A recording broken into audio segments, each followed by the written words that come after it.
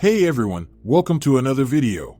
Today we're going to talk about issue number 16 of Doctor Strange, which is a tie-in to the Blood Hunt event written by Jed McKay. But before we dive into the story, I want to ask you a favor. If you enjoyed this video, please leave a like and a comment to help the channel grow. So with that said, this issue opens up in the Crypt of Shadows in a space hidden behind the mirrors of the Sanctum Sanctorum, with Victor Strange's spirit sitting alone. Until something odd caught his attention that made him question his own mental state. But to his surprise, the mysterious visitor assured him that he is not crazy, or at the very least, if he is crazy then that is unrelated to his presence. Because this visitor is not just his quote-unquote friend, but his only friend that could help him. Now following that strange arrival, we transition upstairs to Wong walking through a room as Victor narrates the events from his perspective. He states his brother's astral self and his wife have departed, seeking to beg aid from Dr. Doom.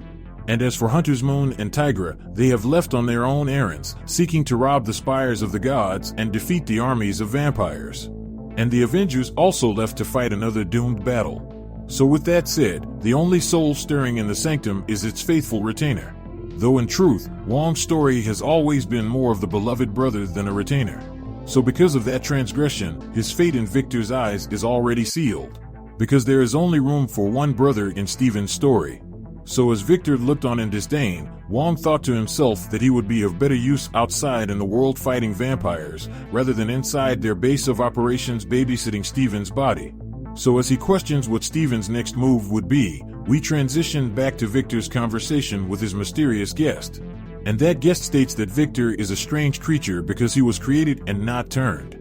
So if you were to ask Victor, he would tell you he is the accidental product of his brother's guilt, which would make him a symbol of Doctor Strange's failures. So with that out there, the creature in the shadows states it didn't matter if he was turned or created, because all vampires are considered his children.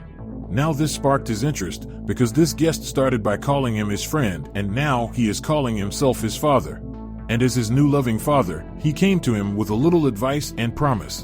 And that is he will create an opportunity for him, an opportunity that he could use to strike at his brother. And he would do it by clearing a path so he could make himself flesh again. So with Victor taking control over Stephen's body, Wong realized something was wrong but couldn't place it, which caused him to break free. So with Victor in control of Strange's body, Wong went into attack mode and prepared for the assault that was coming. So right before they made contact, we jumped back to the past with Victor still talking to his visitor.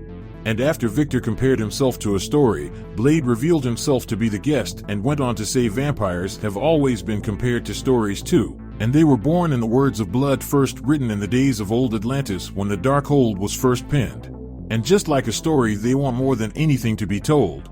So with Blade being the one revealed to be behind Victor's scheme, we jump back over to the current day, with Victor lashing out at Wong in Stephen's body. And during their battle, he told Wong that the last time they met, their positions were reversed. Because Victor was in his own body and Stephen was inside Wong's body. Now with that hint, Wong was now aware of Victor's identity.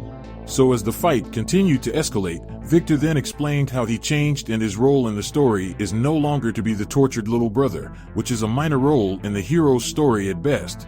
But instead he is now the villain, the swaggering vampire who is well-spoken. So with that out there, Wong called him insane, to which he replied by saying sanity and insanity are words for people, and he is no longer that. Because the spells Stephen cast upon him were too powerful for death to take hold of him. So he was reborn as a ghost, a specter, a drifting wraith in the Crypts of Shadows. He was imprisoned behind the mirrors of their home all alone, save for his stories. So with that news out, Wong retaliated with a devastating kick while coming to terms that all this time, Victor's spirit was trapped in the Crypts of Shadows. Which was something he had no idea about, because following Victor's death, both Stephen and Wong mourned his passing. But due to all the chaos, Victor as he is now, believed their sadness wasn't enough. So with things once again getting even more intense, Wong revealed that he came prepared for just about anything as he pulled out his stake and silver brass knuckles. So with Wong prepared to go in, he tells Victor that his best bet is to give up, because despite having Stephen's body he has no control over his magic, nor fighting ability. Now right after he told him that, he said Stephen could help him once he returns, Victor jumps back into the fight and comes down hard on Wong, just to be kicked once again in the face. So after that strike, Wong figured out that Victor was colluding with Blade, which would doom the world. But see, that was something Victor didn't care about, because all he was concerned with was the fact that Wong was pulling his punches. Because Victor was fully aware that Wong was his better in every aspect of the fight, all but in one way, and that was that his will to win far exceeds his. So with that out there, Stephen bared his chest and gave Wong a clear opening to strike his heart. So with his heart exposed, Wong was unable to do the necessary thing and deal the fatal blow. So with Wong being the superior in every way, he still refused to slay his enemy. He had no choice but to drop his weapon in defeat, because he just couldn't bring himself to do it. So with the battle over, Victor dropped Wong's body and told him he thought as much, because his love for his brother stayed his hand. Because in slaying him, Stephen would be doomed. So in the end, Wong's fangs were pulled while his remained sharp. So with the battle over, Victor let Wong go for the time being, so he could amuse himself by hunting him down. So with the head start given, Wong took off running as Mordo watched from his meditation and decided to take it upon himself to save the day. Now following that, this issue comes to an end. Now with that out there, if you want to stay in the loop about any individual storyline, then how about you hop over to the playlist section down below or in the link cards above to get all caught up on the Blood Hunt event. So with that established, I hope you enjoyed this video, and please don't forget to leave a like and a comment if you want to see more videos like this.